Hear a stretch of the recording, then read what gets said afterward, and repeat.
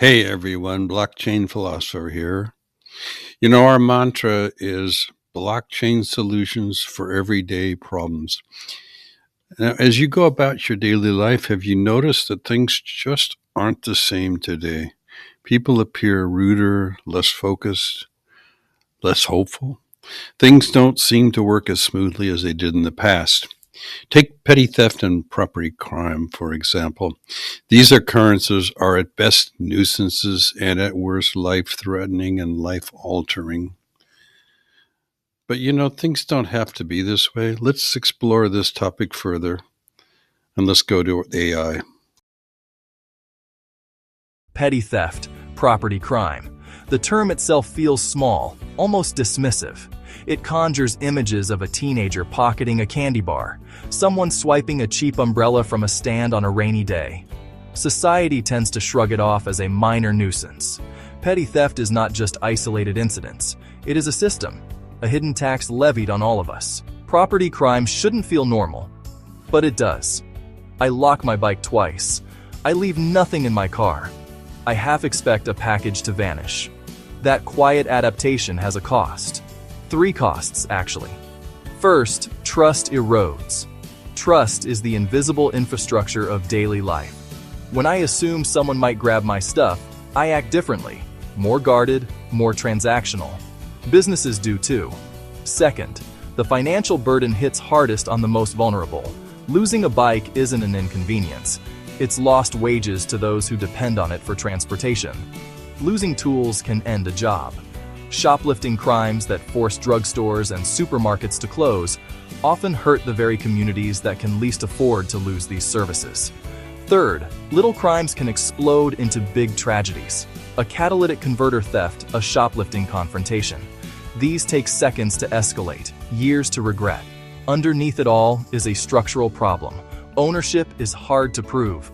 Receipts vanish. Serial numbers aren't recorded. Police can't match items to owners at scale. Secondary markets make stolen goods liquid. As long as thieves can turn stuff into cash, theft makes sense. The core problem is simple. A stolen item retains its value. A thief can steal a phone, a power tool, a bicycle, a drugstore item, and easily sell it for cash. The transaction is anonymous. The item's history is erased. What if we made that history permanent? A digital anchor no one can quietly cut away. So, change the economics. Make theft useless. Enter the blockchain. Enter verifiable ownership. Here's how it works. Imagine every valuable object, bike, power tool, cell phone, e-bike, appliance, has a unique on-chain record known as an on-chain ownership tag. Cryptographically secure, publicly verifiable, immutable, which means recording an ID can't be erased or changed. Transferable only by the real owner. Proof of ownership in seconds, not by paperwork or memory, but by math. Link the physical to the digital with layered identification. Embedded NFC chips placed inside the object where removal damages the item. Redundant hidden laser etching. And finally, there is material fingerprinting using the Internet of Things. This is a device signature or cryptographic identity built directly into a device's electronics. The item is registered at birth by the manufacturer, so the object and its digital twin are born together. When linked to blockchain ownership, the device can periodically confirm, I am device XYZ and I belong to wallet W. Because the cryptographic key never leaves the hardware chip, it cannot be copied or faked, even if software is modified. Unforgeable identity, baked into the object. Could a thief just scrape off a tag? Sure, 1, maybe 2. But remove all identifiers and you destroy value. Tampering becomes costlier than compliance. If something's stolen, I mark it on-chain as stolen on the ledger. Instantly, buyers see the red flag, police see the owner, marketplaces block resale, pawn shops can't touch it. The item becomes economically useless. That flips the script. No resale, no incentive. Recovery gets easy. Scan, confirm, return. No forms, no arguments. This changes the entire equation of property crime. It is ownership as cryptographic truth, persistent, tamper-resistant, and boringly clear. Shoplifting in drugstores has become a global phenomenon, with cadres of perpetrators funded by international organizations. Items costing under $100 are stolen from drugstores and quickly sold in open-air flea markets.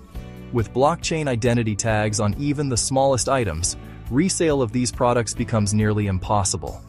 In a mature blockchain ownership ecosystem, stolen goods cannot circulate. Ownership disputes disappear. Recovery becomes routine.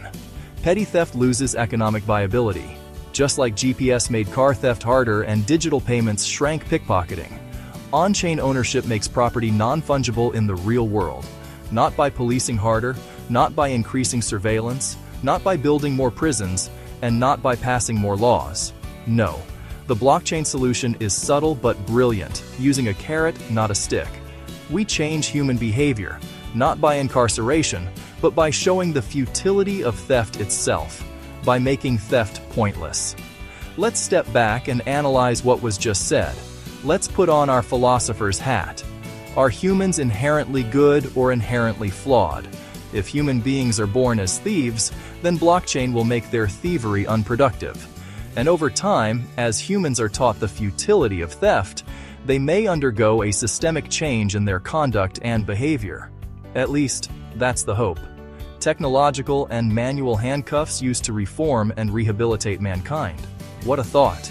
That's great, you say. But what about the cost? Won't the cost of items increase to pay for all this? Just as we freely pay more for organic foods, we will likely have to pay for encrypted and secured items. Some may not be willing, and they may be free to purchase goods that are not blockchain secured.